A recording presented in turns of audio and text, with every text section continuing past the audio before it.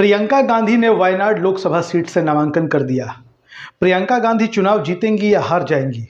प्रियंका गांधी को कितनी कड़ी टक्कर मिलने जा रही है? क्या राहुल गांधी जितने मार्जिन से जीते थे, प्रियंका गांधी उसे मेंटेन रख पाएंगी?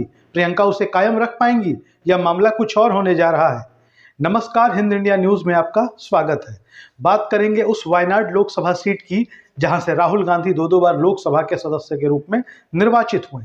आपको बता दें कि 2019 के लोकसभा चुनाव में जब राहुल गांधी अपने राजनीतिक जीवन की सबसे मुश्किल और कठिन लड़ाई लड़ रहे थे, अपनी पारंपरिक सीट अमेठी से राहुल गांधी को भारतीय जनता पार्टी की प्रत्याशी स्मृति ईरानी से कड़े मुकाबले का सामना करना पड़ रहा था। और जब नतीजे आए तो राहुल गांधी अमेठी से चुनाव हार चुके थे, स्मृति ईरानी चुनाव जीत गई थी। लेकिन राहुल गांधी को उस मुश्किल दौर में किसने आसरा दिया? राहुल गांधी को उस मुश्किल दौर में राहुल गांधी का साथ दिया केरल की वायनाड लोकसभा सीट की जनता ने। राहुल गांधी 2019 के लोकसभा चुनाव में केरल की वायनाड लोकसभा सीट से जीतकर ही लोकसभा पहुंचे थे, जबकि अमेठी से वो चुनाव हार चुके थे। फिर वक्त आया 2024 का।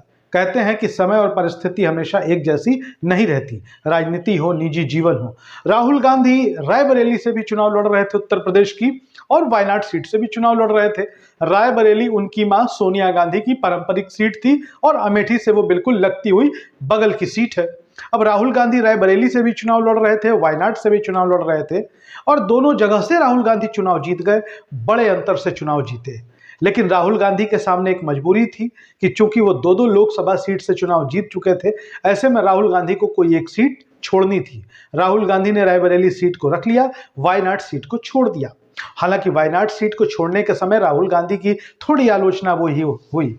वायनाड के लोग ये पूछ रहे थे कि हमने राहुल गांधी को जिताया, हमने राहुल गांधी को अपना नेता चुना, इसमें हमारी क्या गलती थी कि राहुल गांधी हमें छोड़कर जा रहे हैं? तो राहुल गांधी ने उस वक्त भरोसा दिलाया कि यह सीट मेरे परिवार की सीट बनी रहेगी, इस सीट के लोग मेरे परिवार की तरह रहेंगे। और प्रियंका गांधी जो राहुल गांधी की बहन है, वो लोकसभा का उपचुनाव लड़ रही हैं। आपको बता दें कि प्रियंका गांधी का यह पहला चुनाव है, यह पहला मौका है जब प्रियंका गांधी चुनाव लड़ रही हैं लोकसभा का या किसी भी तरीके का।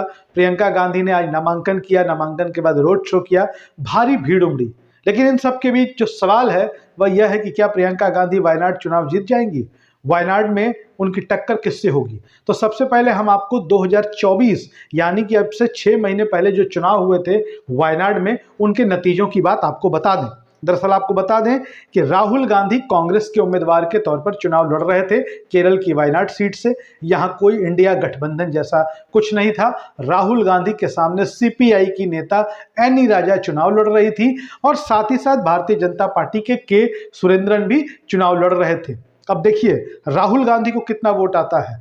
तो वायनाड सीट से राहुल गांधी को 6,47,445 वोट आता है। दूसरे नंबर पर सीपीआई रहती है और एनी राजा को 2,83,023 वोट आते हैं।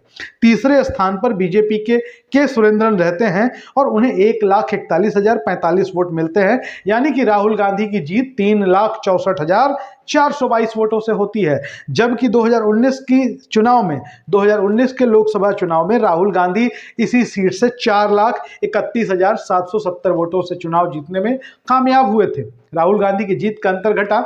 हालांकि हम ऐसा नहीं कह सकते क्योंकि बहुत सारे लोकसभा सीट ऐसे थे कि जहां पर वोटिंग कम हुई थी। तो ऐसे में राहुल गांधी के जीत हार के अंतर को हम यहां दूसरे तरीके से समझ सकते हैं। अब आपको बताते हैं कि राहुल गांधी जिस सीट से चुनाव लड़े थे, प्रियंका गांधी अब वहां चुनाव लड़ रही हैं, उनका मुकाबला किससे है? दरअसल भारतीय जनता पार्टी ने यहां नव्या हरिदास को मैदान में उतारा है, जबकि सीपीआई की तरफ से सत्यन मोकेरी चुनाव मैदान में है। सत्यन मोकेरी के बारे में आपको बता दें कि वह 3 बार एमएलए रह चुके हैं और नव्या हरिदास 2 बार नगर निगम की पार्षद रह चुकी हैं। मतलब प्रियंका गांधी के सामने पूर्व विधायक और पूर्व पार्षद होंगे।